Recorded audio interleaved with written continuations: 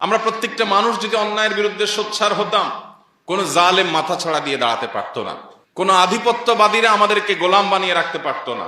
কিন্তু আমরা যখন স্বার্থপর হয়ে গেছি, আমরা যখন শুধু নিজের জীবন আর পরিবার নিয়ে আমাদের চিন্তা ভাবনা ঘুরপাক খায়, এর বাইরে আমরা ভাবতে পারি না, তখন গোলামি আমাদের জন্য অবধারিত হয়ে গেছে, অপমান আমাদের জন্য অবধারিত হয়ে গেছে, অপরিহার্য হয়ে গেছে। নবী সাল্লাল্লাহু আলাইহি সাল্লাম তার সেই প্রখ্যাত হাদিসে এমনি এমনি বলেননি। একটা সময় আসবে যে সমস্ত জাতিগোষ্ঠীরা, সমস্ত সম্প্রদায়, অন্য ধর্মের মানুষেরা, মানুষ যেভাবে খাবারের টেবিলে বসে চারপাশে ভাগযোগ করে ছিঁড়ে ফুড়ে খায়, তোমাদের মুসলিম জাতিকে সেভাবে ছিঁড়ে ফুড়ে খাবে।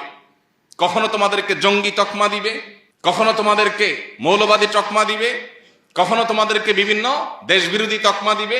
এগুলো দিয়ে দিয়ে তোমাদেরকে দুর্বল করবে, কোণঠাসা করবে এবং তোমাদেরকে শেষ করবে, ধ্বংস করবে। নিজেদের মধ্যে গ্রুপিং সৃষ্টি করে, মতবিরোধ সৃষ্টি করে, তোমাদের মধ্যে মতভিন্নতা সৃষ্টি করে তোমাদেরকে লাগিয়ে দিবে এবং মুসলমানদের মধ্যে একটা অংশ আরেক অংশের ব্যাপারে দ্বিধাগ্রস্ত হয়ে পড়বে। এরকম যে জটিল অবস্থায় তৈরি হবে, অন্য সম্প্রদায়ের মানুষরা তোমাদেরকে ভোগের বস্তুতে পরিণত করবে, তোমাদেরকে ভেঙে চড়ে খাবে। কেউ কাশ্মীর নিবে, কেউ ইরাক নিবে, কেউ সিরিয়া নিবে, কেউ আফগানিস্তান নিবে, কেউ আফ্রিকা নিবে। ভাগযোগ করে সবাই তোমাদেরকে যখন লুটপাট করে খাবে, এমন একটা সময় আসবে। নবীজিকে সাহাবীরা বলেছেন, ইয়া রাসূলুল্লাহ আবি কিল্লাতি নাহনু ইয়াউমাইদিন, সেদিন কি আমাদের সংখ্যা অনেক অল্প হবে, সেজন্য দুরবস্থা হবে? নবীজি বলেছেন, না, বাল আনতুম ইয়াউমাইদিন কাসীর, বরং সেদিন তোমাদের সংখ্যা হবে অনেক। দুনিয়াতে কোটি কোটি মুসলমান থাকবে, ওয়ালাকিন্নাকুম গুসাউন কাগুসাইস সাইল, কিন্তু বানের পানির উপরে খড়কুটা যেরকম ভেসে যায়, তোমরা সেরকম খড়কুটার মতো হবে।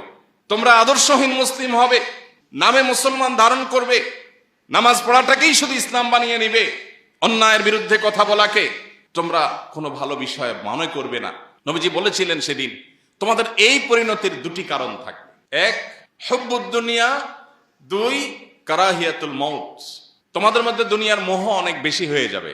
দুনিয়ার মোহ যখন বেশি হয়ে যাবে, তখন আমার ফ্যামিলি, আমার বাচ্চা কাচ্চা, আমার বাপ ভাই, আমার নিজের, আমার ব্যবসা বাণিজ্য, আমার ক্যারিয়ার, তোমার চিন্তা শুধু এই চক্রের মধ্যে ঘুরপাক খাবে। এই চক্রকে ভেদ করে তুমি জান্নাত পর্যন্ত দেখতে পাওয়া, আখিরাত পর্যন্ত দেখতে পাওয়া, রবের সন্তুষ্টি অর্জন করা, সার্থক মানুষ হয়ে যাওয়া, এই মানসিকতা তোমাদের মধ্যে থাকবে না। ক্ষুদ্র চিন্তার মধ্যে তোমরা সীমাবদ্ধ থাকবে। এটা মুসলমানের পরিচয় নয়। মুসলমান সে মানুষ যে আবু বকর ওমরের সন্তান, খালিদ ইবনে ওয়ালিদের সন্তান, ওমর আবু বকরের ওসমানের সন্তান, আলী রাদিয়াল্লাহু তাআলা আনহুর আদর্শের সন্তান, মুহাম্মদ সাল্লাল্লাহু আলাইহি সাল্লামের রূহানী সন্তান। সে মুসলমান তো সামান্য শুধু ফ্যামিলির চিন্তা, কয়টা টাকা পয়সার চিন্তা, একটু লাক্সারিয়াস লাইফ লিড করার চিন্তা,